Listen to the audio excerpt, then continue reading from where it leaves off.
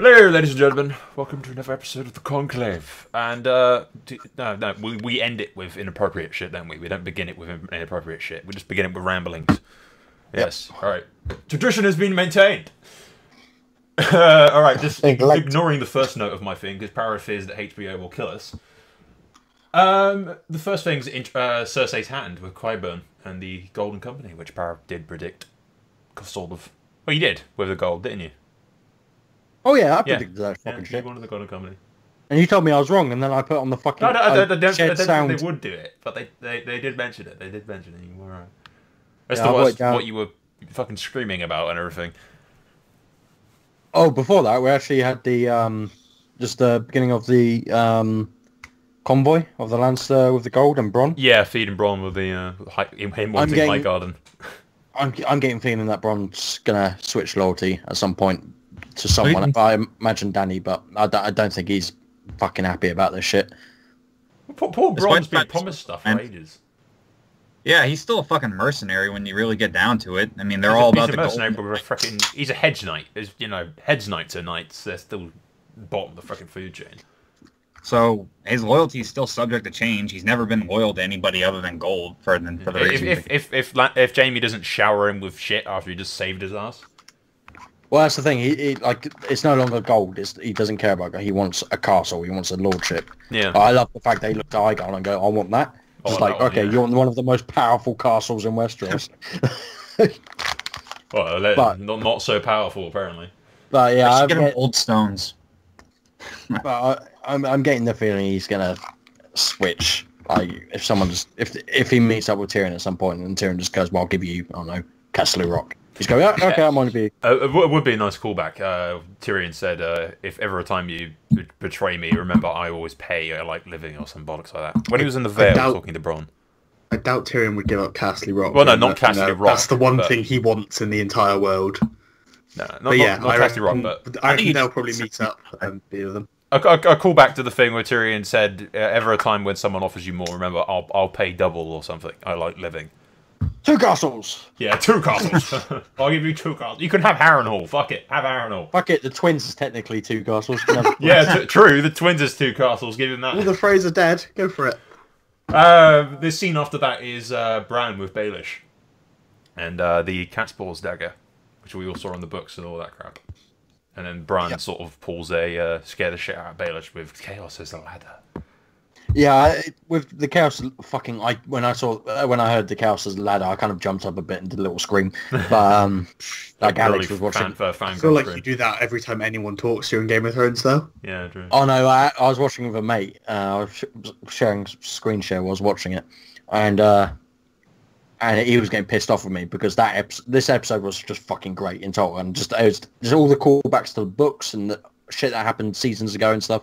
And every time I was like, "Woo!" and you go, "Shut the fuck up!"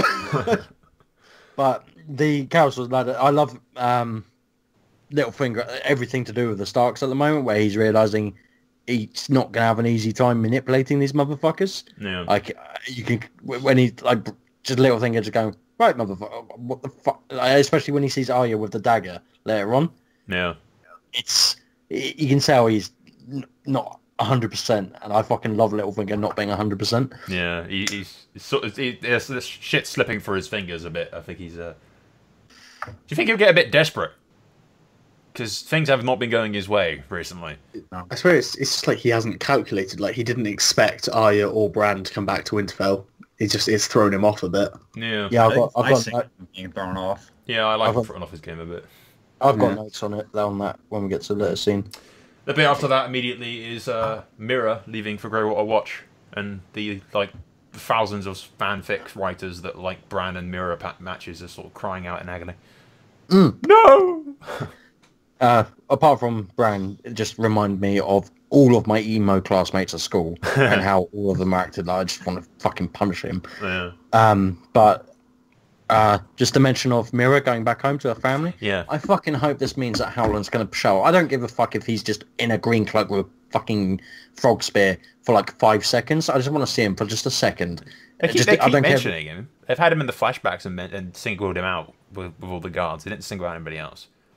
I was hoping for like a scene where Bran was like saying like he needs to talk to your father. When she said that she was going home, I would like him to like say I need to speak with your father or something. Yeah, I think if Howland Reed's going to go to Winterfell, he's going to go to Winterfell anyway, and Bran would probably already know that. Yeah, he would.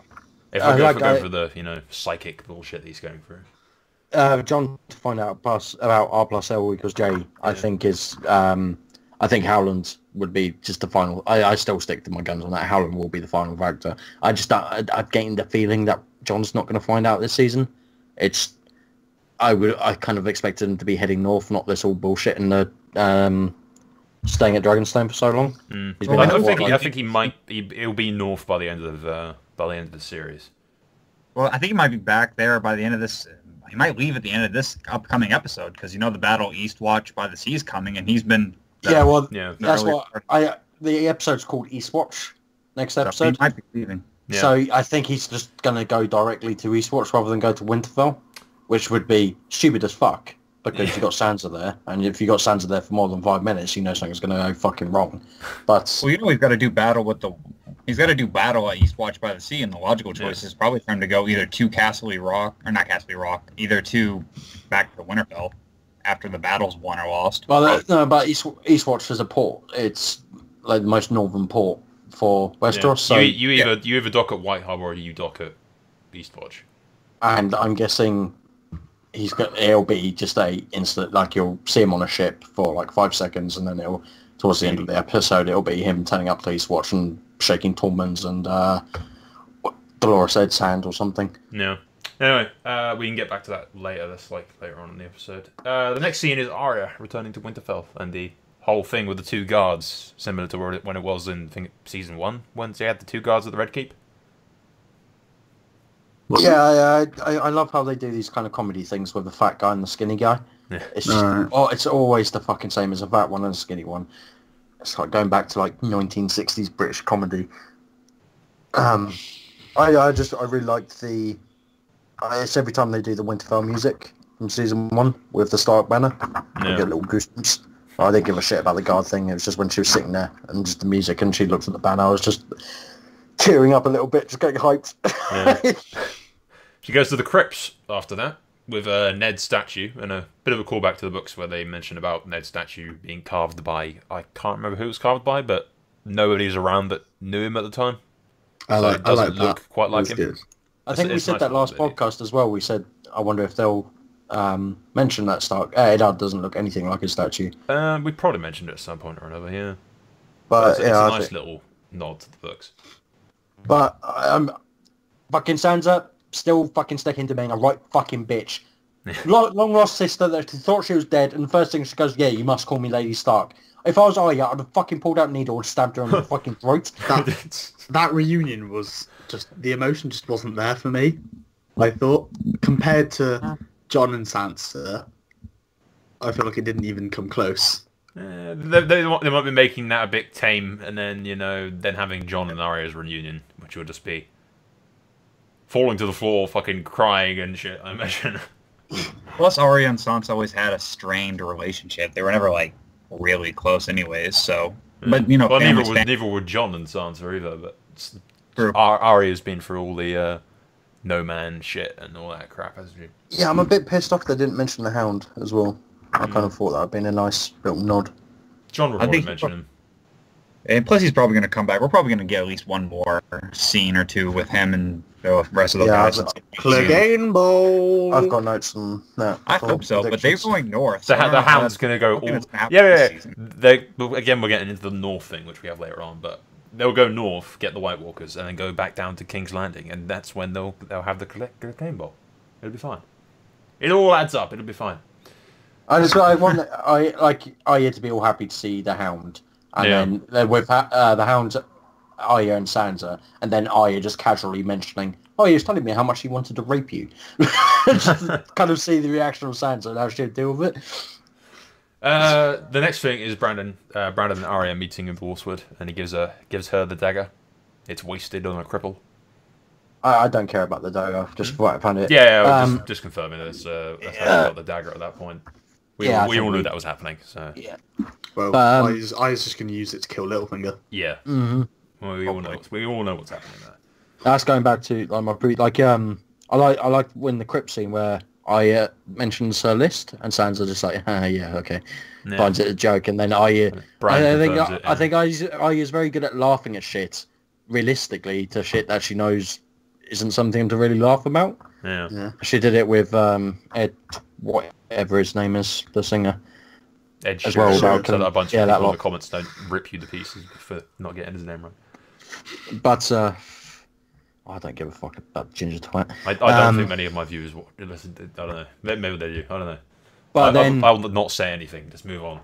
But then with Bran confirming it, I think Sansa's realised, oh shit, okay, my siblings are actually badass where I'm fucking nothing. Useless. Yeah. Like I'm just a bitch where everyone else is just badass.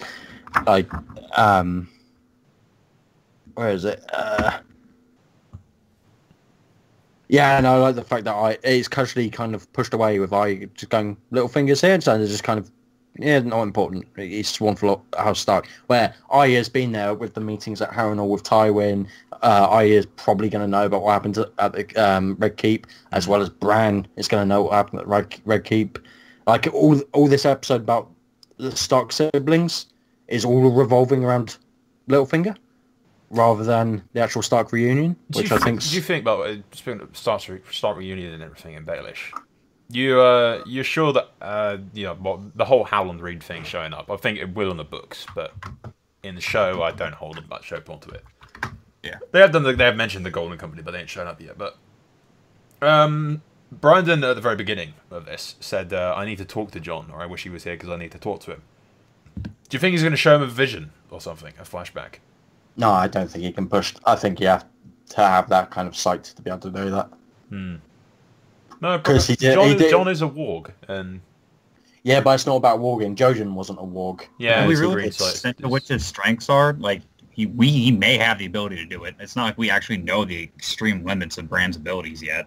But everything in the show, like Jojen's the only other Green Seer apart from the Three-Eyed Raven and Brandon that have been like connected with that kind of thing. So I think I like that.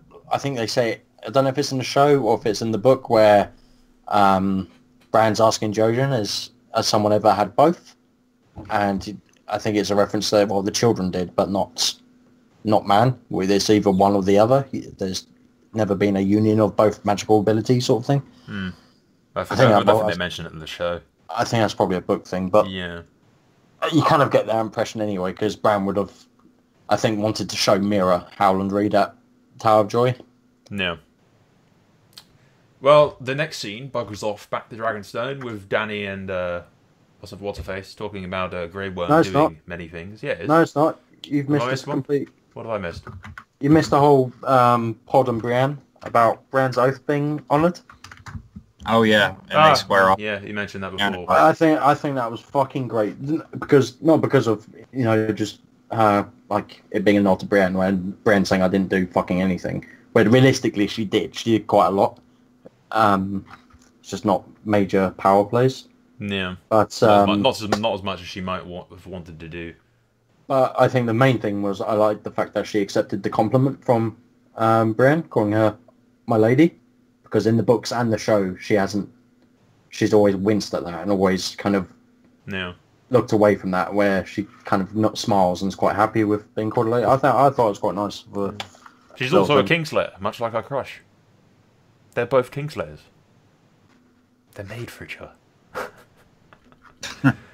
Unless I missed something else, the next bit go back to Dragonstone, doesn't it? Yeah. Yeah. With the many things, not quite many things. I think it's like one thing. He can't do the rest because it just reminds me of teenage girl fucking gossip. I just can't stand it. Yeah. After that, Jon drags her into the cave, and we all know what Jon does to women in caves. Sorry, I just posted a picture of hands covered in white chalk. Jon Snow's hands 5 minutes before asking Dany into that cave. Yeah, I've seen pictures of him with like chalkboard chalk in his hand while he's talking to her. We need to work together. No, I think I was watching it with Para when with Skype screen shared. I was like, oh, he's in the cave. He's in the cave with Danny. We know what happened last time. So they went off into the biggest cave of convenience in the history of everything, where the entire plot is laid out before everyone to explain how they can go together. I've got notes. I think it perfectly makes sense. Dragonstone's a dormant volcano. Yeah. Back then, I imagine it was an active volcano during what do you call it? The long winter, long night, whatever the fuck.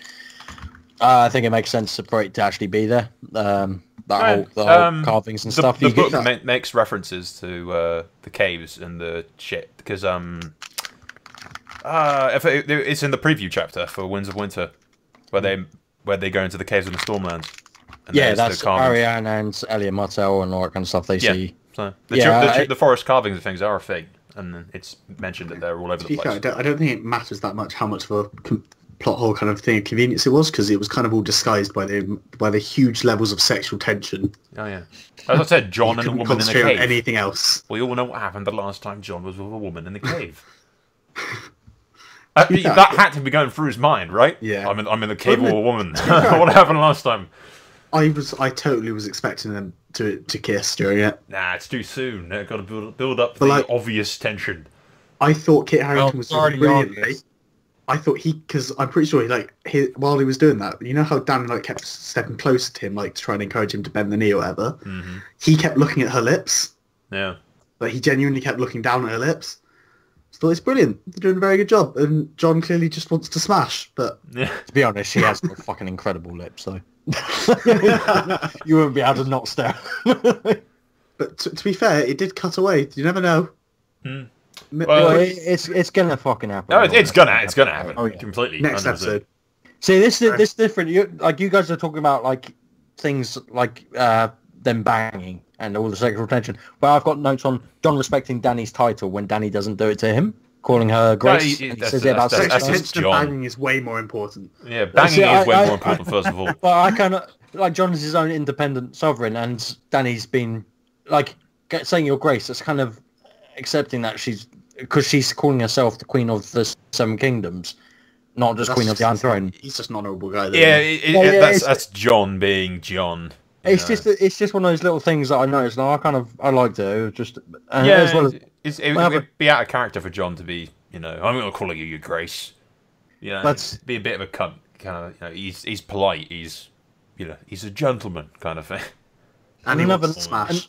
Another note that's not about smashing. I fucking want to know what these fucking markings mean, because it's throughout since episode 1. The spirals. The spirals, because it's not. They did it with the horse heads. Do it and the Isn't it just, it's just related to when the White Walkers were created, isn't it? Because that was where he was made. But they're different symbols that resemble from season 1 to this season. It's not just one circular. It's not. So when the Night's Watch get fucked over at the Fist of the First Man, it's a different shape than to one that's in the episode 1 at the start, where you got the Royce guy with the two other ones. They're different shapes, and on the walls you got hundreds of different shapes that are there. They've done that deliberately, and it's got to mean something. It's got to be. If it's just fucking carvings, I'm going to be pissed off. I really doubt we'll get a vivid translation of White Walker. I don't think we'll get an explanation on the show, at least. Yeah, in the books, I doubt, no doubt we'll go into a bit more detail for it, but I highly doubt we'll get an explanation for that. I think in the show it's more so just a kind of thing where it's meant to be like a visual link between things. Like you're meant to visually associate the spirals. the spirals with the White Walkers, the Wall with Dragonstone, with John, with Danny, that kind of thing. Yeah, it might be just my own interest in cultures and stuff, like historic cultures. Yeah. The show's not going to go into it, but yeah. Also, I think probably Emilia Clarke's best acting throughout the whole season, throughout the whole show, really, was that speech that she gave to John about it's important for him to bend the knee. His people have chosen him. It's his decision to do that. Someone pointed out to me she used the exact same line on him that he used on Mance Rayder. We're saying, "Are you too stubborn Just Yeah, save your own people's too- pride worth or too something. Yeah. too much pride. But Like it's literally word for word the exact same thing he used. I really I don't like- want to bend the knee. I really don't. I think he is going to burn the knee. Oh, I If- hope. Like there's so much historic shit repeating itself from Aegon's conquest. Yeah, Stark's we got- bending the knee for the sake of his people rather than, you know. Yeah, Torrhen Stark didn't bend the knee out of anything but It wasn't cowardice or anything like that. no, like his lords didn't really think great of it. They were up for battle. He The did it for his bastard- people. The To spare bastard his people, Winterfell really. wanted to take a weirwood bow and arrow, Yeah, and he wanted to go kill them across with stealth and shit. kill the dragons, and Torrhen Stark just went, no, I'm not risking it. Fuck that, I'm bending. Like, Yeah. He did So it for his people. It was selfless kind of thing. and John doing it, kind of. John doing it in order to get a smash. I mean, No, you're fixated People on use that word, that term. I don't fucking... We're just gonna have to have a counter how many times Loom says smash. Yeah, just fucking drink every Yeah, time the right, dumbass right says before I smash. informed the video. Fucking Englishman. does it count as banging if he's married to? Or not banging, sorry, bending. I'm too caught up on this. Does it count as bending if he marries her and becomes king? Yeah, that's what I'm hoping for. I'm hoping to get married, so he doesn't have Oh, yeah, to. Yeah, she'll be the again, one in- bending then, in- so in she history- will have in his- bent to him, so that's fine. In history, you've had kings and queens marry, and then they stay independent rulers. Though Yeah. they don't tend to. It's then the child of that union then tends Yeah, to the kid then have the whole inherits. thing. Yeah. Well, But That's what I'm hoping for. after the cave, they go outside and Tyrion informs her about all the losses and stuff. And as I think we predicted, Dany turns to Jon for advice. Yep. got that on my notes. Mm-hmm. As well as Davos. I like the fact that Davos was included, like Yeah. being accepted into the War Council. Davos has had some love decent Davos. scenes recently, I think. What was it? His best line this show, when he corrected John. Correct his grammar, on his way down. Oh, Yeah, That fucking beautiful. corrected his use of less to fewer. Yeah, fewer. It's what? Jon goes, what? He's like, like, I just kind of expected through the clouds some like Mufasa moment of just Stannis coming through the clouds and going thumbs up. we want to say anything about that? It's just Oh yeah, basically but fucking burning shit. Daenerys going fucking ape shit at Tyrion.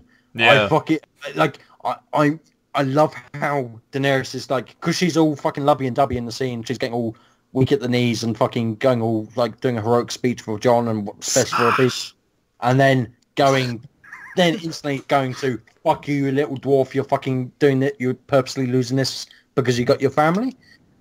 Like, I love this emotional imbalance, like a typical fucking woman, just all over the place and can't be 100% sure about everything. So she's got to blame one of the guys. That's where like 10 of your viewers are going to go apeshit. I can't imagine you having any more female viewers. I have like 10% female views. Thank you very much. So yeah, 10. 10, yeah. Oh, it's bad. You can put yourself in that own hole. Yep. I saw it going. Let's want to say anything else about Danny's little thing on the beach. The next scene is Arya and Breen sparring. Fucking great. Absolutely. That was a great scene. I know that. Don't forget, don't fight someone like her Yeah. in the first place. No, I just loved it. I've got little notes on like the military kind of shit as well. Like, I love the fact that kick in the chest instantly just shows that all the fucking spinning and dancing and all that kind of shit is meaningless. She was down for at least 10 seconds. You get kicked in the fucking chest with a plated boot by someone that fucking big, you're going to get winded. There's no chance you're going to get up. If it was a real fight, Arya would be dead. I like, the only reason she wasn't defeated right there and there is because Breen sort of shat herself like, fuck, what I've hurt her. Yeah, I just kicked the lady of Winterfell in the fucking... I might have just broke... Like, she's just returned and I've killed her. Yep. Shit. That's what the Catelyn's ghost thing comes in. She was going to show up and kill her. But I like so that she's Arya's mixed the water dancing ship from Syrio. Yeah, Syria Farrell was the one and at all times. the training that she got at the face and the Hall of Faces, what the fuck it's called. It is looking at the kind of fighting style and stances and all that kind of shit. It's a mixture of both, rather than a singular fighting style, which is, I think, kind of expected. Sansa was looking down, sort of jealously at her. Yeah, Sansa jealous of Brienne, or I think jealous of Arya, and I think she's more scared of her siblings. I think she's actually concerned about her siblings. I'm getting the impression Sansa's going to do a power play for the North at some point. God, I hope not. It'd just be terrible writing. It's so pointless. I've got also Littlefinger plus Arya plot incoming. Just there's something. I think there's going to be something. I think Baelish might try and play Sansa against Arya or something, and then Arya will just kill Baelish. Yeah.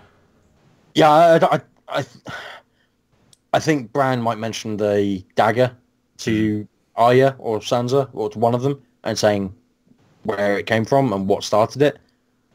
Like one of these fucking retards that like you say something without realizing the consequences, and then kind of just when the consequences happen, it's like I don't fucking care, just like deal with your own shit. But I think Bran might kickstart that whole thing, and then I'm pretty sure Littlefinger's going to die. I don't want him being an episode 7 death. He's not good enough in the show to be an episode 7 death. I think he'll die in episode 6. Yeah. If it was the books, I'd expect it to be a grand, massive thing. But I'm still hoping out that the last closing clips is Littlefinger and Varys fighting in the mud. In the field. Just them two scrappling. Just slapping each other in the mud. Baelish screaming, "Chaos is a ladder!" It's a fucking slippery, muddy-ass ladder. But yeah, the next scene after that is Theon returning to Dragonstone. Where Jon... No, it's not. Is it? What have I missed now? The only letdown of the episode, in my opinion. Uh, He should have decked him. we'll get But yeah, what have I apparently missed? What have I missed? Davos and Jon talking to Missandei. Oh, I might have just glanced over that. Or when he corrects his grammar. Yeah, well, corrects that's his when grammar they're and about down. him staring at her heart. Yes. I just love because that. it draws similarities between Jon and Dany. Yeah, that's what the scene's basically for. So the last couple episodes, their interactions between their people, they're kind of like establishing that the two of them are more alike than they are different, and that's kind of what that scene was doing as well. Yeah. The only way I saw that scene was just Davos. It's just more light for Davos. The way where he goes, "Oh, I want to switch sides. Is that okay?" Kind of. Yeah. Like, if you said that to Cersei, you should fucking cut your tongue. And then bickering over what Jon's title should be. Jon Stark, Jon Snow, the King of the North. What am I calling you? No, I don't care. Don't matter. Not important. Yeah. But as well as I think Missandei's a bit too optimistic about Dany. If she went to Dany and said, "Well, I want to go home," I don't think Dany would let her. I agree. I don't think she would. No, I think she'd be talk well her into it, kind of thing. Yeah. Yeah, She certainly wouldn't go, "Yeah, sure." And give her a fucking shit my ass. I really don't like that. I hate that sort of blind sort of loyalty to things. Like, come on, you're a translator. You can speak every fucking known language. You're one of the best, most well-known advisors. All the unsullied and unfree people respect Missandei. Like, what the fuck are you just going to leave? You're also like my handmaiden and all that kind of shit. You're just going to go, "Right, I'm out. The war's looking a bit shit. I'm off." Nah. Not a fucking chance. Not a chance. Yeah. After that is the Theon returning to the Dragonstone. Why didn't he hit him? Yeah, I was expecting a beating. Yeah, I was hoping. I was expecting just one punch. I think he should have decked him, Yeah. then picked him up, and then just continue the scene exactly as Yeah, it was. basically. But literally 10 seconds earlier, floor him and Literally then just lift floor him him up. and then drag him up and then say the only reason Yeah. I'm not killing you is because of this. Yeah, I just thought it was a letdown. But I swear from the scene photos and stuff, it looked like he did hit him. Something because Theon was on the floor before the season started. There were scenes of Jon Snow or Kit Harington walking towards Alfie, weren't there? It was like you see when Theon lands, he then gets on all fours on the beach. Mm. I kind of think they merged the two, made it look like there was something bigger going on, which I think they should just let him fucking hit him.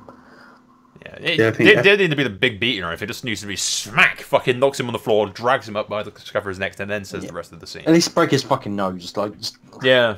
They just need one good fucking punch that just decks him. Because you could have had a whole thing he hits him, Danny's men look like they're going to surge forward. Davos puts his hand up or something to stop them. Like, tell No, them that it'll be alright.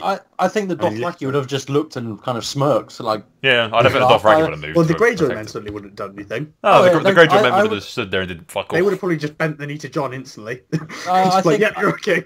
I think that would have been great if they just smack in the face and then turning to the Davos, like looking to the Dothraki concerned, and the camera panning to the Davos Dothraki smirks. laughing, and then the Greyjoys just looking glum as shit, not caring. It was Yeah. like, right, okay, whatever. Like, but yeah, it was as well as Theon's acting was a bit shit there. Jon, like, Jon, like, Jon. yeah, there's a fucking person that you thought was Lord Commander is now wearing Stark apparel and is standing on a beach at fucking Dragonstone. The person he was shit scared would have him And- executed if he fled to the Night's Yeah. Watch. You're not even going to consider the fact that you betrayed his predecessor, the previous king in the north. Like, But I think he might be took pissed. Winterfell, all that crap. That's why I needed the punch. The punch Yeah. would have sold it all. He's essentially the reason why Rob lost the fucking war, because at least in the books, the Northmen are... well, even Karstark is pissed off about Greyjoy's taking Winterfell, Torrance Square, Moat Cailin. I genuinely, that entire scene could have been fixed with one punch. Yeah, Yep. just I one think it would punch. have been would have sold it. perfect. Immediately from on there, and we're only like halfway through the fucking thing. Well, I say half, we're getting to this like the giant ending chunk, which is the Field of Fire point 2. The loot train, Yes, the Yeah. loot train. as they call it. Yeah, it's Field of Fire, fuck you, I'm not... Yeah, I've literally my notes say Yeah, Field yeah. of Fire begins. Who calls it the loot train? That's what, like, I think Game of Thrones are. Yeah, calling it. that's what they're calling it, and all they... Like, Yeah, on their YouTube channel, they have it as the loot train or something. Oh, Yeah, okay, so the first... I know there's a lot of bitching online about the military shit and how the line should have held. And all. I've got It wasn't fucking a huge standing army. It was a freaking escort But- of a caravan. Well, Yeah. no, it was a standing army. It was Well, yeah, just it was in a stretched big out. It was, fucking like- escort line, wasn't it? There was but- only like a few thousand men, if that. It wasn't And like... they'd already marched from Highgarden, like, all the way to King's Landing.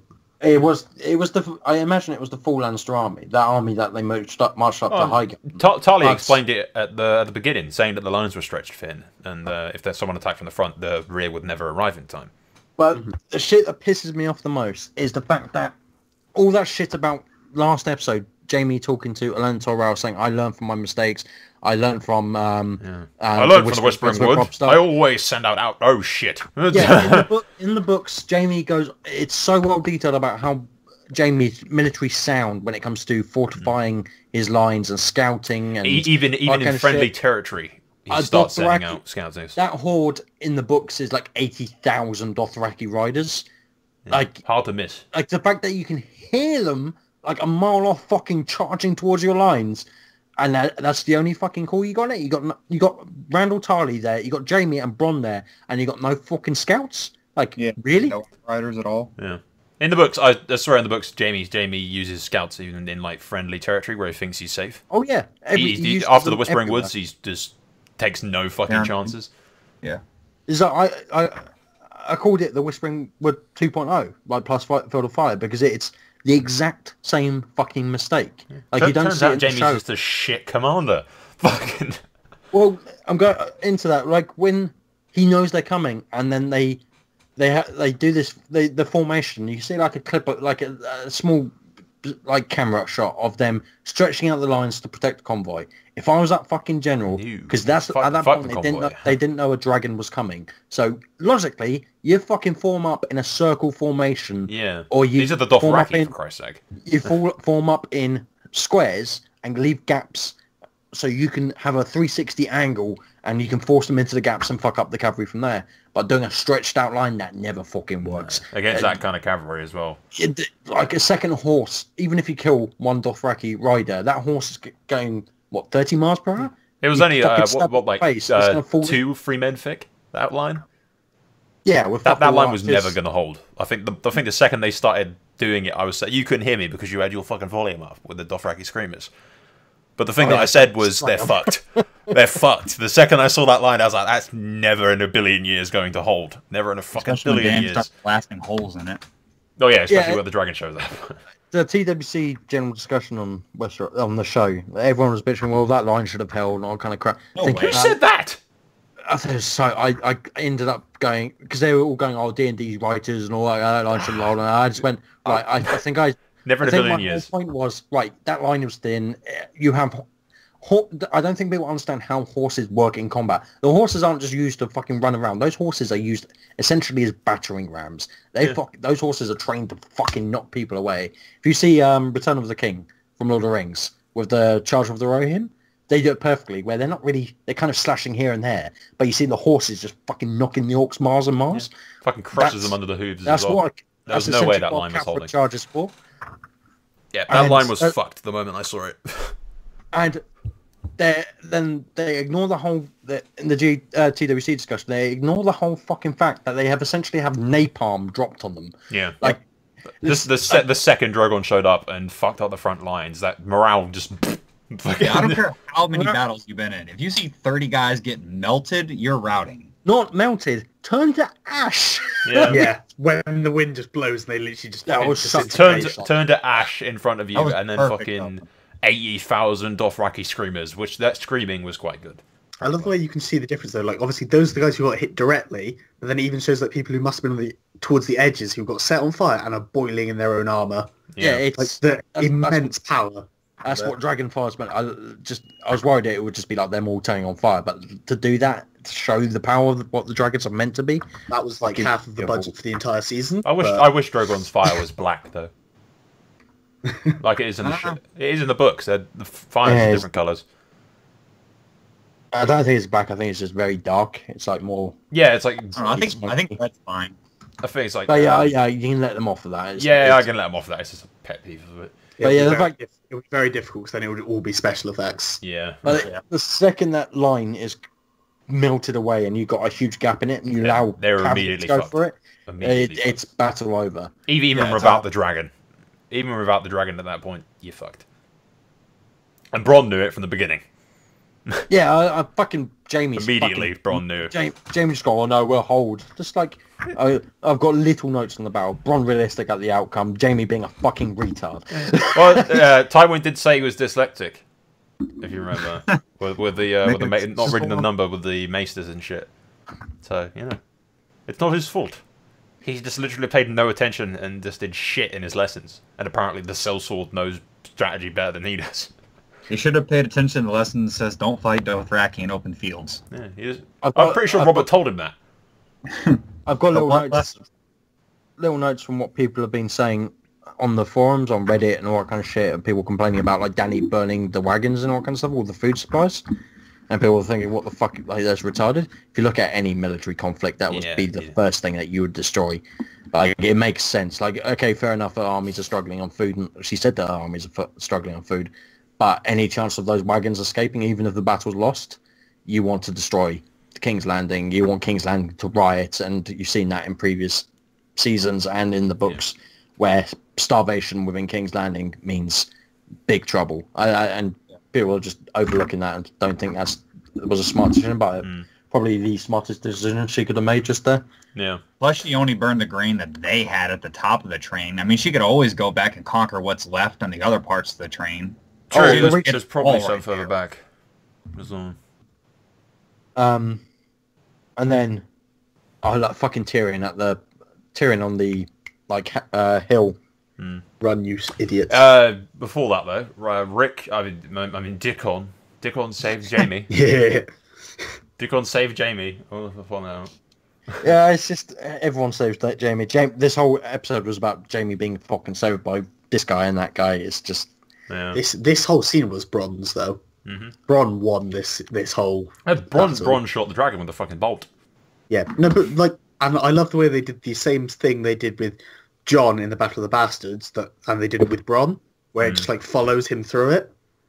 Brilliant. The long shot. Yeah, any long shots or like a single camera following it, just, and the way they did it with the CGI with the dragon through the smoke, through that one shot, that was fucking great. I did have one issue with the whole Bronn running away, which is why didn't he just turn around and kill the one Dothraki chasing him? Like, you're Bronn. He dropped the sword. No. He got when he got knocked up. He didn't have a sword, and the dude had a horse. Yeah, when the guy dropped down and hanged off his horse and cut off those horses' legs, that was great. But when he fell off, he dropped his gold, he dropped his sword, he was unarmed. Right. And then if you have an Arak, a curved sword on a guy on a horseback, there's no way you're winning that. He threw his dagger at him, and the Dothraki repelled it. So he was literally unarmed until he pulled that sword out of the guy. All right, yeah. Yeah. There were some people bitching about. Drogon. Yeah, there were some people bitching about not having people constantly on the ballistas, but. Well, no. Why would they have it out? There's no point. Yeah, in exactly. It out. Yeah. It was my whole argument. It was like the army were drinking and resting, and all. They weren't even holding their own weapons when the battle started. I think they're also like. I think Para actually mentioned in the threads. If they're mass producing them like we think they are, they'll be in King's Landing. Yeah. 100%. They'll be around. They'll be protecting the throne. Because Cersei's a paranoid bitch. She's going to have them all along the walls. They probably just had one as a backup, just in case something like this happened. They obviously didn't actually expect it to happen. It was probably more of a morale boost. Like, if the dragon attacks, we have a weapon to attack her. All it did is piss off the dragon, but. Yeah. Cersei's going to think of it as if she was the ruler, and if she was Daenerys, she would have attacked the Red Keep immediately. So Daenerys, I'm waiting for the scene where we go to where you look at the Red Keep, and every tower has got a fucking giant ballista, maybe bigger than the other one on the field. Do you think she's made Qyburn build like a mega ballista? Just the top of the Tower of the Hand repels backwards, and then it's just a giant fuck-off sized ballista that just turns on the frickin' axis. No, she just turns with rapid fire mechanics that just goes bang, bang, bang. She turned the Iron Throne into the arrowhead of a ballista. Shoots the Iron Throne. So, you want this throne so badly? Yeah, last scene is Jaime trying to lance Drogon when he lands. I think with one of Tyrion on the hill. I think one of Tyrion's best lines, flee you idiot, you idiot, you fucking idiot. And then Bronn saves him at like the last second. It was a great scene for Jaime though, showing the difference in his character, the fact that he was willing to sacrifice everything at a last ditch attempt. Obviously he would die even if he managed to kill her, but in order to help Cersei. So how blindly in love with her he is at the moment. But was he going for Dany or was he going for the dragon? He was going for Dany. That puny spear wouldn't even. He probably wouldn't do anything to that dragon. Yes, so I think it showed like he was blindly in love. He was willing to risk everything to try and help Cersei. Yeah, kind of. As well as I think maybe just to stop. I think he was probably thinking about just saving his men. And if he killed Dany, the whole cause of that of their war is over. Like there is. The war is over when Dany dies. I think, but I don't think he would have saved his men though, because if he killed Dany, Drogon would have probably just burned everything. Yeah, but he's not thinking about just his men now, but he's thinking about future and like. Yeah, like, he sees Dany. He's looking at the field of fire. He's looking at just as shocked as Tyrion is, and he's seeing the Mad King. That's all he's seeing because that's what he's used to. He's seeing King's Landing all on fire and all that kind of shit. He's just thinking, I need to stop the war, and if I kill that bitch who's stupid enough to get off the big-ass dragon and try and yank out a giant fucking bolt out of the dragon in mid-battle... If you're going to do that, you should just land somewhere else. Well... But weren't there cliffs nearby? The dragon don't... Well, the dragon... Drogon chose where he was landing. He wasn't controlled at that point. But when you're on the ground... You stay on the back of the bloody big dragon and you just breathe fire on anyone that tries to fuck you. You don't get down. Why didn't Drogon just turn and bite out the spear? That's what I thought he would do. Drogon, you could see by the fact that his head turned in front of Dany, he could turn to go get his spear. That's what I expect him to land and just pull around and yank it out of him or stuff or something. My dog, for example, when one of my old dogs, she had a stick stuck in her side. She didn't try and yank it out. She came straight to me to get rid of it. I think that's just a typical... When you're pets like the dragon is, instead of just a scary pet, the first thing is to do, go to the owner. And I suppose it's cool back because Dany did the same thing in the pits. In the pit, didn't she? Yeah. And then you have the absolute brilliant Game of Thrones logic where ankle-deep water, 1 meter later, is the deepest fucking ocean in the entire universe. I think it's a bit exaggerated. But I don't understand what... It was for cinematic effect. What is it? The Manda as well. I imagine the Manda's fucking deep. But it doesn't literally just drop off like that. Well, we don't know how far Bronn pushed him into the water. that he couldn't have pushed him enough to go from ankle deep They were water going. to He was descending. going full pelt on that horse, and if Bronn was going full pelt as well to get him, and then he fucking leapt off, he'd push him fairly far into the freaking middle. As well as I don't if you're in water with a full set of armor on, Yeah, you you'd sink Yeah, like you a know, yeah, fucking yeah. rock. I'm not arguing with that, but like I'm arguing the fact of where he was in relation to like where he landed and how deep it was. It just seems a bit off. Yeah. I can buy it for the Manda if the river's supposed to be the Manda. It I can buy it for that shot. That was a beautiful fucking shot. That was good. I'll let them go with that, even if, even if like if you went into a river like that and if it had a strong current, which I imagine the Manda does, it would make sense that you would be dragged immediately into the current and underwater. But Yeah, I loved some of my favourite stuff. I saw someone talking about the symbolism of Jaime going down because of his armour. They were saying stuff like he's literally being weighed down by like Lannister lions. It's like showing like his relation to his family is what is killing him. it's also, I felt like it was a little nod to when Victarion Greyjoy attacked the Shield Isles and he knocked off a Tyrell captain or something. And it goes on about, it literally just see the guy go into the water and just drown. Like, because he can't lift up the armor. He doesn't need to kill him. It's just drowning in the armor. I think it's the same in the Blackwater. A load of them going into detail, the armor just drowning half the men, not the actual wildfire. That is the end of the episode. Do you want to go into the previews? Or I wonder is everyone seeing the previews? How the fuck do you think that Jaime's going to survive? Bron's in there with him. Well, He's gonna. No, He's you gonna saw clip Bronn his armor start swimming up though. When they both went in, Jaime started going down. Bronn started to swim up again. Yeah, but I think Bron's going to be Bron's the probably fucking gonna hero. Bron's gonna save Well, him. maybe Jamie's not Dickon gonna. might save him. Well, so you reckon the episode just probably just opens with Bronn picking him, or like his body at the bottom of the water, and then it just like it being yanked up. Yeah, it'll be something I will be personally pissed off about because Jaime should be fucking dead. End of. You can't take a full plate of His armor. character arc's not done though. No, He's gonna survive. I get what you mean. If anyone was going to die that episode, it was Bronn. If they were going to kill anyone. That's a bit strange. We didn't see anyone die that episode. I was really expecting at least someone to die. Yeah, it's like for a show that's so like known for killing anyone off. They just made it up by killing a shitload of Lannister troops. Oh yeah. We also didn't see Randall Tarly at any point. I've Well, got I think it's predictions safe on to say Randall Tarly survived that battle. Did he? it. I've got predictions on it. I think we would have got a scene with him dying. A character like Randall, maybe not Dickon, but Randall, you show being killed. Like, you would have a fucking outcry on the fans if you...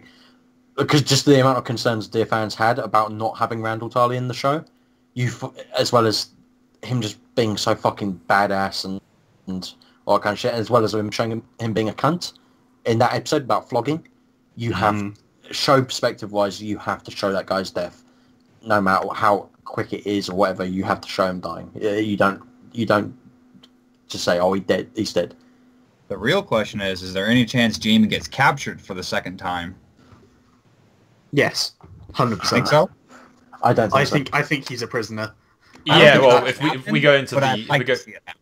if we go into the episode previews, the first shot we get is Dany trying to recruit the survivors of the Field of Fire. So whether or not Jaime's there, No, there is someone on a white horse, but it's sort of. I doesn't don't show think it Jaime's there. I think like it would be really cool if you had something like Tyrion is not necessarily does it, but like considering freeing Jaime the same way that Jaime freed him when he was going to be executed. Because if Dany's got him in prison, Dany's going to call for his execution. I don't think Fucking he'll get captured. He'll probably. I didn't think of that, to be fair. I do like the idea of Tyrion finding him. Maybe if Tyrion, because then Dany would go mental at Tyrion again, like building onto that whole thing that she thinks he's betraying her for his family. I don't think Tyrion would say anything. I think it would be... He just keep his mouth shut. It would be a keep mouth shut, and also I've got... John, just going into predictions then, because I've got little things on the Jamie thing. And then we can bring in the preview within it. Yeah, we'll mention anything in the preview that happens to be in the predictions. So you just want to go for the predictions, that's one. Alright, so I've got Arya and Littlefinger. I think something is going to happen with either the Red Wedding involvement or Eddard's death. I don't know. I think Bran's going to be the catalyst of it all and just be clueless to what he's actually going to cause. Yeah, we've mentioned that. We have covered that. Another thing, we haven't seen Jorah, so I think Jorah is going to turn up to Dragonstone. Yeah. Either this episode, but if they're saying Eastwatch, I imagine they're going to Eastwatch this episode. So next episode. So He has to show up before they leave, surely. Yeah, exactly. And I think you told me off for it, but I want John to give Longclaw back to Jorah. No, he won't. Oh no, I hope. I suspect he'll I offer, want to see he'll offer him it. Lightbringer on Joe. John, I want to see Lightbringer. Longclaw ain't Lightbringer. Won't happen. No, No, I fully Longclaw's too suspect good. John will offer him like Longclaw. Jorah will He'll decline. refuse. I want John. Talking about people going back to Dragonstone or to Dragonstone, do you think Gendry's going to return or no? Got notes on that? Wait, We've seen pictures of Gendry. Yeah, I know, but like they've mentioned before that they did film fake scenes, but saying he is Yeah, obviously. I think that's a bunch of is that bullshit. next Saying they episode? film Do you fake reckon, things. or is it further down? I've got that Dragon Pit meeting ? Gendry return ? I think it's gonna after this battle. I think I said it last podcast. After the Field of Fire, I think Tyrion with Dany going right. I'll go to the north because I think next episode Jon will bend to Dany, because she's going. They need to get north beyond the wall. So I think Dany's forces will go north, and I think the whole reason for that it would be either a truce or Tyrion going to speak to either Jaime or I don't think he'll try and speak to Cersei, but I think that's what Jaime's going to get. I like the idea that Jaime is let free by Tyrion because then that means that he has a reason to kind of mutual trust to talk to each other. The truce thing's interesting because in the previews, Varys practically begs Tyrion to make her listen. So it could be Varys doesn't agree with going to King's Landing. I love the way in the previews they're trying to twist it to make you think Dany's going mad. But Like, they are I clearly like showing- the truce. Like Dany agrees to go to. No, but yeah, that's Go what north that with the scene truce where and he's everything. saying make her listen. Yeah. That's clearly like That's Varys trying to saying, point "Don't you towards can't." that he's do the truce." ignoring the advice. We're jumping. Yeah, that's. I'm going through my notes are all back to front with this. But yeah, I think Tyrion and Davos will sneak into King's Landing and speak. I'm kind of hoping it is the Dragon Pit, but I'm getting a feeling just because of the Brotherhoods from last 2 episodes ago, 2 episodes ago. Pardon me. That the Dragon Pit was a fake scheme, one of those fake things they were going on about with all the major characters, because I can't see any way that they're going to be able to do that with all those, like the Hounds, Cersei, Dany, Jon, all that lot in King's Landing by the end of the season. No way. So I'm pretty sure the Dragon Pit was a fake scene. Maybe Tyrion and Davos talked to Jaime and someone else in the Dragon Pit as a kind of secret thing, and I think maybe everyone else involved was part of the fake shit to throw people off. No. But I think Davos will then find Gendry, and then I think in the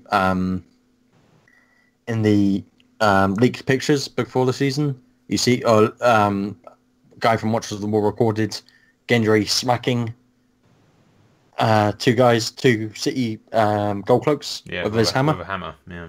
And I think that'll be like towards them leaving, but Gendry returning to Dragonstone. I think with the offer of maybe being made Lord Paramount of the Stormlands. But it would get Dany the Stormlands because currently it's sort of empty. As well as if that hammer isn't a replica of Robert's Warhammer, I will be pissed. Why does It's just be got to- Robert's Warhammer? It's got to be Robert's. Either I don't care if it's fresh forged or if it is Robert's Warhammer. Somehow Varys gets it to him or something. But he's got to be wearing his bullhead helm with a fucking giant hammer in his hands. Otherwise, what's the fucking point in life? One of the shots is Drogon returning from the Dragonstone and growling at Jon. Oh, let me just jump back on what you were saying before with Dany and that whole thing. I think with the captives, I think Randall Tarley might be involved, and Dickon, that she's going to tell them to bend. Well, I think she says you bend or you die in the preview. Yeah. I think they'll say no, either because of Tyrion or because of Dany. I've got a feeling the Lannister men will say no because they don't want to be led by Tyrion because of all the propaganda that's gone around him. I think that'll be where Dany then kills them all. And if they use fucking dragons, I'm going to be furious. I want to see beheadings and like proper you know, typical executions for like the big generals and stuff, like Randall and Dickon and anyone else. But the way that I imagine the threat would be, "I'm going to burn you." But I'm getting from the preview that with Varys saying you have to talk to her and all kind of shit, I'm getting the idea that Tyrion's going to be fucking furious that Dany's gone and executed a load of war prisoners. Bolton's got to go. Well, Bolton's off. Do you want to add anything? Leave your favourite scene or anything, Bolton? I can edit it into the... No, I don't have anything right now. Alright. Well, no worries. Bolton's going. Say goodbye, Bolton. See you guys. See you. Wait. Right. Alright. I think, you know that, I don't know if it's actually in the preview, but you know the, the ravens flying over... It is in the preview. Yeah, it is. It's Okay. like the only major bit of the preview. Yeah. So The preview for this episode is pretty shit, to be fair. Yeah, essentially the preview is just Dany trying to recruit in the Field of Fire, Varys telling Tyrion no, which is probably to do with the truce, and then you got Drogon landing at Dragonstone, growling at Jon, which I kind of hope that Jon sort of doesn't balk and Drogon likes him or something. Cheesy fucking scene that'll be, but yeah. The other one's I don't like that cheese shit. Yeah. The other one's just Jon standing around Aegon's table talking about the Night's King and Brandon. Have you noticed how it's a new table? They made a new table for this season compared to the one that was in the first season. Yeah, well, it's supposed to be the same table, probably just updated. Yeah, but it is different. It's slightly different. Yeah, I don't think they're actually meant to have. We destroyed the old table and have now made another one. It's just they've updated it a bit. Yeah. The scene's So Bran's gonna see. I hope fucking Night King does something to Bran and fucking just kills all those crows or something, the ravens. But so yeah, Bran I think is gonna get the news to Jon somehow, and that's gonna lead to them just going right. I'm going to Eastwatch. Well, the preview is Jon standing around Aegon's table talking about the Night King and how Bran has seen his army leading it towards Nightwatch. No, okay. That's literally the preview. I watched the preview after the episode aired, so Yeah. Jon literally says Bran has seen the Night King's army marching towards Eastwatch. And then it cuts to the Bran using the ravens to spy on the Night King. So Jon's aware that Bran is alive and back at Winterfell, and he's aware of that. I'm not sure I was going to explain how Bran has seen this to Dany, but there we are.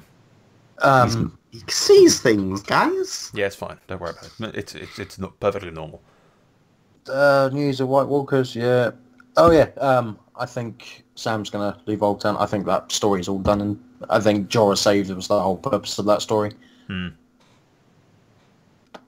But I do like the idea that he needs to meet Dany and just be named Lord Paramount of the Reach. I can't. I predicted at the start of the season that Sam's going to be part of the interlink of the R plus L equals J plot. Yeah. But they haven't done anything with it, so if I can't see Sam staying at Old Town for much longer unless it's literally just him reading books. Because it's just, or they're just going to ignore him for the rest of the season. But him stealing all those books and about the dragon glass and all that kind of shit, that's done and dusted. And then Jorah being cured and saved, that's done and dusted. So he should... Yeah. He's either got to leave or he's got to be ignored for the rest of the friggin' season. Which would be Sam. But I think Sam needs to be part of the... It just makes sense. I don't... With all these books and all that kind of shit, I think we said even before the season started that we thought Sam would be part of the R plus L equals J thing. Yeah, there's a long-standing theory that Rhaegar sent some kind of record of the prince's birth or princess's birth or the marriage contract or something. Yeah, that's the main thing. I want to know if they're married, because if they're married, that fucking throws everything out the window and makes Jon a legitimate Targaryen. See, I've always thought that Rhaegar married her at the God's Eye. Mm-hmm. Yeah, same. Unless there's anything else, just prediction-wise, we've covered basically everything in the previews.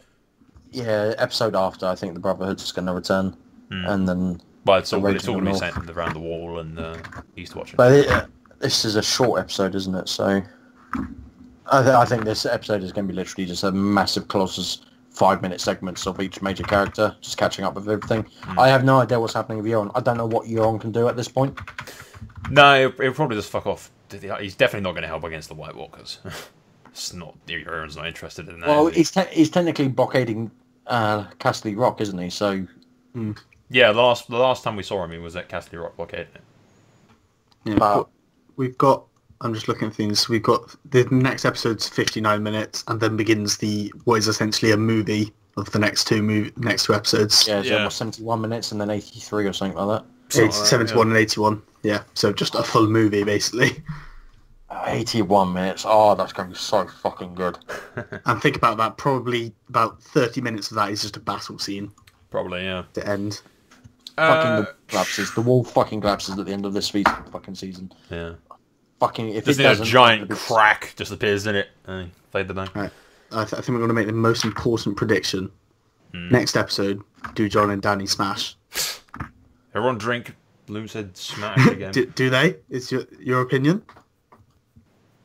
It depends if Danny's actually going to go north or not. If Danny goes north, then the whole ranging north is kind of pointless. Why send out a few guys north? No, see, I don't think that Danny's going to go... If they go north, it's going to be John's going to go north. It's John and Nat going to go north to prove to Danny that they are real. Yeah. I still don't think she believes him. Oh yeah, especially after my psychic brother has told me that this undead army is marching on Eastwatch. Danny's going to go, she'll be like, I need proof. Yeah. Yeah. Because the whole this whole fucking development about John and Danny is showing towards like a proper loving commitment relationship, marriage sort of fucking shit. If it's just a quick smash, then good lord, he said smash. I made him say smash. All this fucking build up is just. If it's just they're gonna fuck at Dragonstone before John leaves, it's just gonna be like. Do you think they kiss in the next episode though? Any hookup at all? I don't think it gonna make everyone it'll happy? happen this season. If they go north, then maybe. But if Danny's staying at Dragonstone, I will be seriously pissed off because it's called Eastwatch, so John must arrive at Eastwatch. I think John's gonna come with the thing. A whole Brandon, the Night's King is coming. I need to leave. Blah blah blah. She'll go. I don't believe you. I need proof. And then John will go. Let me go and get proof. Yeah. Let me leave.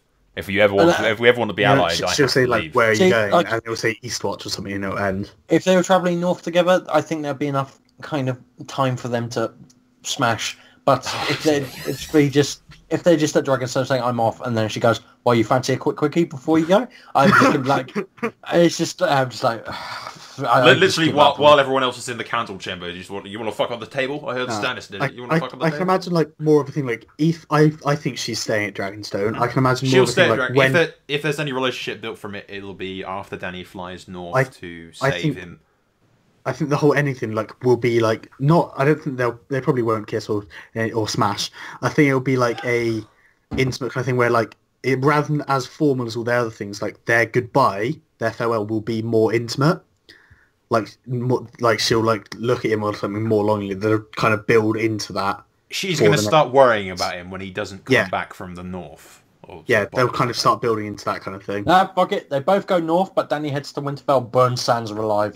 And then, they fuck in the ashes. She arrives, she goes, "Winter's here, is it? Time to burn everything." Winter's here, let me help you with that. I'll light a fire, it'll be fine. The only other thing of note, unless we have any predictions, we've gone about that for a while, is the script leaks and blackmailing HBO for 250k.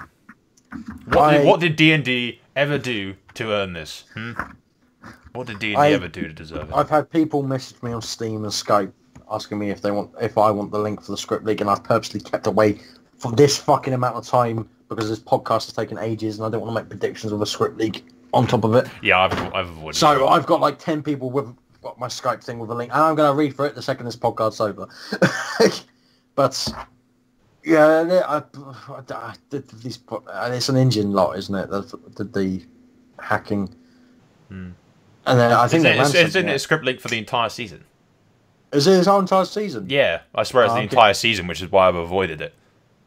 If it was just next episode, it's episode 5. Is it? Yeah. Is it just episode 5? Yeah. All right, well, I've had people tell me it's just episode 5. All right, if it's just episode 5, I'll read it after this. I thought it was the whole season, in which case I was internal like, documents, including emails, employment agreements, financial balance sheets, and marketing strategy PDFs, along with the script of the yet-to-air fifth episode of Game of Thrones. Yeah. Right, it's just episode 5 then. All right. Well. And it was with the episode 4 leak as well, I imagine. Same people. But yeah, I just don't. What's pissed me off, I've had to stop listening to certain YouTubers who I normally listen to for previews.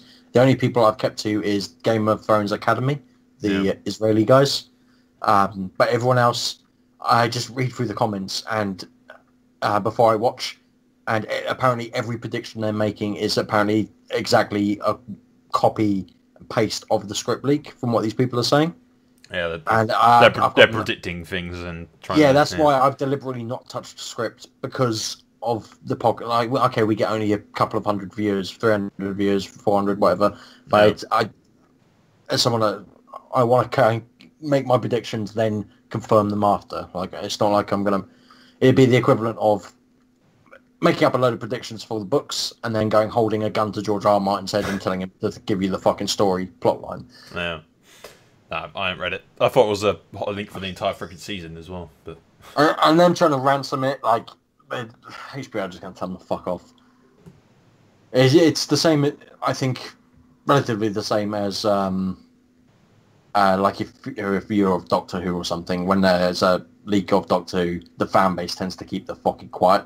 Like, they don't spread it out and all that kind of shit. With Game of Thrones leaks, that just means you don't go on Reddit, you don't go on 9gag, and you just stick to Watchers of the Wall if you want proper. Yeah, I don't use Reddit or 9gag anyway, so. But I've personally kept off 9gag in the last week, ever since I knew that. Since I think it was BBC that announced that the leak had happened. It's just like, right, okay, I know 9gag's going to have some troll fucking posting something. Well, you want to do favourite scenes and then wrap it up? Yeah, I got to do comments as well on the other video. Yeah, we can. One of you two can, because I can't. It's Loom's job. Yeah, Loom does that. Anyone got favourite scene? Do you Loom want to go first or me? The cave, because Smash. For fuck's sake. I'm just gonna spend extra time. Put a Smash counter just censoring when he says Smash. Yeah, you got to put a Smash counter on. He's basically the fucking Hulk. John Smash. Loom Smash. Loom Smash, Danny. I wish. I think anyone would. Sorry, but go back after the podcast of last week where we were talking about Emilia Clarke, and I said I'm not that into her, and Blue got really upset, and then started sending me all of her photo shoots and all that kind of shit over Skype, all these pictures and shit. It's just like, right, okay, I'm just not really into her. But that episode when she's staring at John in the face, I nearly fell in love with her. Fucking great eyes and great lips. But I still say she's better blonde than brunette. It's just a little nod to Blue to make him happy that I can admit that she's got something going for her. Yeah. As far as scenes go, other than the obvious one, which we'll just exclude the Field of Fire because that's it's the obvious one really. I liked Arya's battle with Brienne. I don't know. I just like that.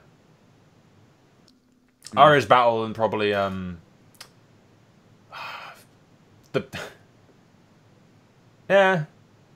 it's wrapping my brain about so much actually happened this fucking season. Oh, this was a huge episode. Huge episode. This is what the previous 3 episodes have built to. Yeah, there's a whole loads of people shit. have been complaining about the fact that nothing's happened this season. This has just shut everyone up. That's the thing. I really like the Bran thing with the Chaos as a ladder. Arya's scene was great. There's like so much stuff. When we've seen Cersei, Bran, Mira, Arya, Barra, there's been so many different fucking like cuts to different characters. I'd have to go with Arya's battle. I like that. Arya's battle and sort of Bran's one-upping of Baelish.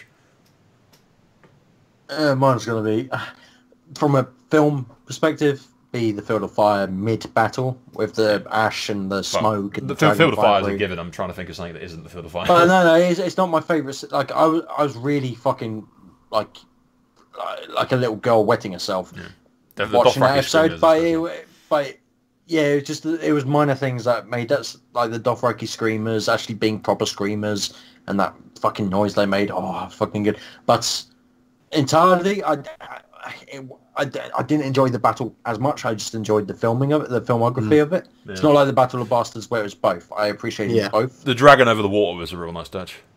Yeah, it reminded me a lot of The Hobbit, though, with Smaug going out over the lake. Well, obviously it's inspired slightly by Smaug. It's inspired by loads of different things. Yeah, it's like that Jamie sinking into the water, that's taken from somewhere else as well. I forgot what it is, but it reminded me of a movie or something. But yeah, I can't just, it's not really Field of Fire, but just Tyrion overlooking it. That's probably got my favourite scene. Yeah. Just him realising, or him contemplating if this was worth it. Like he can see his dilemma, because they're the men he wants to rule over. He's the one he expects to be Lord of Castle Rock, and that emotional fucking mind blow that he's going through at the moment. Just like, well, these are my men that are dying. These are the people that have served my family and me personally for years. Yeah. And his own brother there as well. Brother that in the books he fucking hates Jamie because of the whole shit that goes on with his first wife. I've got the name, the one that Tywin got raped. Yeah, Treese or something. I don't know. Yeah, I can't remember now. Tysa. Yeah, something like that. But still, it annoyed me a bit that Tyrion was concerned about Jamie. I kind of wanted Tyrion to just go, well, fucking gone, get killed. Tyrion still likes Jamie, though. Yeah, in the show he does. In the books he fucking hates Jamie. Yeah, in the books he's still pissed. I think, all in all, probably top 5 episodes. Definitely within top 5 episodes. Yeah, definitely. It had everything you'd want. Great. It had everything Game of Thrones has. I don't think there was any boobs this episode, but it was no boobs. Everything that people like when you say to non-Game of Thrones viewers what Game of Thrones is about, and you say dragons, fighting, tits, and like proper drama. It had 3 out of 4 on that. It was the essence of Game of Thrones. I think genuinely, as we've already said, the only bad bit or misstep I think was the handling of the Theon scene. Beyond that, I think everything was brilliant. They just needed that one punch to get Theon before. Then it would have been but I thought it was great. I thought everything was brilliant. Really good episode. Yeah, I've nothing to complain about for it. It's one of the it's top. It's the 5. best of the season by far. Oh yeah, easily. Its rating is top 5 in Game of Thrones history, and that's including Dance of Dragons and Battle of the Bastards. So it's those 3, including 2 others. I don't know what the other. I imagine Red Wedding and Ranger Castmere and Hardhome. Yeah. Oh, Hardhome. Yeah. So yeah, it's on that standard, and it's only episode fucking 4. Like. I think episode 5 is going to be like the breather catch-up episode, and then 6 and 7 are going to blow your mind. Like I'm going to have tubs of lube around me. Not just like tubs, buckets full. And I feel so bad any fucker that's sitting on Skype and screen sharing with me. I'll leave you and Alex to that. That's fine. Because I normally do it with one mate, and then normally Soul comes on in a couple of hours later. I'm like, yeah, I'll do it with you as well. And then my mate from London comes to me, can you screen share? I'm like, yeah, happily. By the end, he's run out of lube. Oh, those buckets will be gone, empty. I think we'll end it there on the inappropriate shit that we usually. Oh, you got your comments. Huh? Bollocks! Loom, read the shitty comments out. Read the comments from the sheet. We've started it, and we're gonna. Okay, fine. Lord Sophus, I was the only one who's disappointed with the Battle of Castle Rock and Highgarden. And someone else added on to it, like saying the Battle of Castle Rock was alright, but short. Highgarden was terrible. Not a single Lannister casualty. I think there were Lannister casualties. You could tell by the look of the army this episode. Yeah, they were a bit distraught. Slimmed over it. Yeah, you don't take any castle without any casualties. I think that both those battles, forgiven. You're forgiven for them completely. Yeah, I think we said it. We said it last podcast. That they would make up for it with this episode because we 100% about Field of Fire happening. Oh, yeah. Callum Dixon, how did the Lannisters figure that the Unsullied were going to attack Castle Rock? Tyrell vassals, question mark, and then then plan everything before the Lesbian Legion, I enjoy that, could sail around and attack it. Varys also did a shit job of spying, agreed, especially the enemies of the capital they're planning to attack. Can't they just sneak in soldiers into pastures like Arya, who snuck out of King's Landing? Yeah, I think Varys is shit. for a spy master. To be fair, the only reason Varys was ever a spy master because he had his little birds, which were the kids, the network. Yeah, Qyburn has control over the. Yeah, he's been completely cut off from his network, so he was only one guy at that point. And how did the Lannisters find out the Unsullied were going to attack Castle Rock? Because they know what Tyrion wants. Yeah, and it's a tactically sound idea. Like, it was a good battle plan, but just Jaime had a better one. Yeah, it went on to at the end of the episode, like Jaime going on like his smugness about how smart he was, but at the same time, the Lannisters don't. Yes, smartness just gets thrown out the window when Dany arrives with Drogon. See, if that happens in the books, though, then the whole of the Westlands is going to come into question if they're going to be loyal to the throne or not. Why were Rhaegal and Viserys absent? CGI budget? I think they're planning something with those three dragons all together. Yeah. And then the final comment I left to last, obviously. Well, there's two parts to it. First part is from Go For It 122. Do you think Tyrion may be the one to figure out Jon is part of the Targaryen? By the way, dragons act around him. We've discussed this kind of briefly, but and that he was born in the south during the war. Ned always says Jon was his blood, but not his bastard. So basically, do you think that Tyrion's going to be the one to reveal it? We've said how we think Samwell might have. I'm not 100% sure about Sam now. It's going to be Bran, and I kind of want Howland Reed there. I want Sam to be part of it as well, because I don't understand this whole Old Town thing otherwise. I think Howland Reed will. I think the mention of going back to Mira Reed's home. I think Howland Reed is coming into this season now. I think he is going to do this. How fucking ironic, poetic, I suppose, would it be if Heartsbane ended up being Lightbringer? Shoving Heartsbane into... Yeah, it would have more sense than fucking Longclaw or any other fucking because of the whole Lightbringer thing, the forging it with shoving it into Nissa's heart or whatever the fuck it was. You just have to shove it into the heart of someone you love. Yeah, that's the idea. You shove Heartsbane into the hearts of someone you love.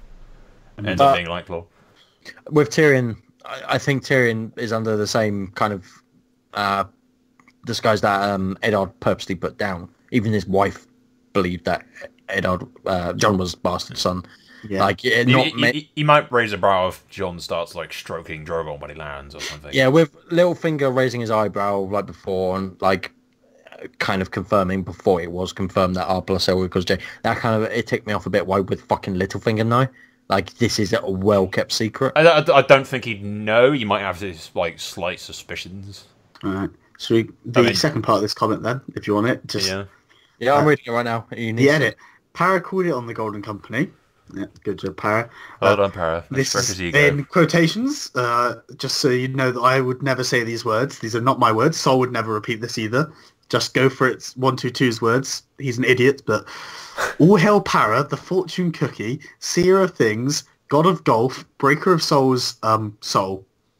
And I was recording for a very small bit of that. I had OBS ready. Yeah. All in all, brilliant episode. Yeah, no complaints for this episode, really.